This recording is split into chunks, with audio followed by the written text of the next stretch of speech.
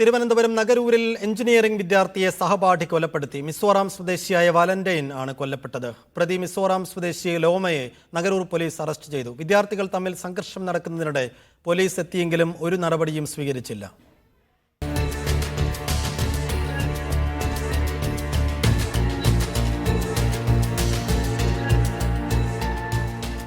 ഇന്നലെ രാത്രിയാണ് നഗരൂർ ജംഗ്ഷനിൽ വിദ്യാർത്ഥികൾ തമ്മിൽ സംഘർഷമുണ്ടായത്.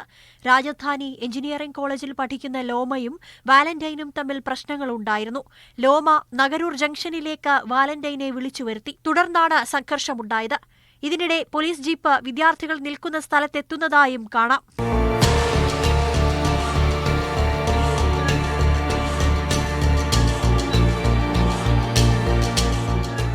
രാത്രിയിൽ വിദ്യാർത്ഥികൾ പ്രശ്നമുണ്ടാക്കുന്നത് കണ്ടിട്ടും പോലീസ് ഇടപെട്ടില്ല. വാഹനത്തിൽ നിന്നും പോലീസ് ഇറങ്ങുക പോലും ചെയ്തില്ല. പോലീസ് പോയതിനു പിന്നാലെ വാലന്റൈന് കുത്തേറ്റു.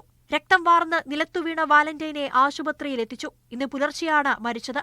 മുൻവൈരാഗ്യമാണ് കൊലപാതകത്തിന് കാരണമെന്ന് എഫ്ഐആറിൽ പറയുന്നു. മീഡിയ 1 തിരുവനന്തപുരം.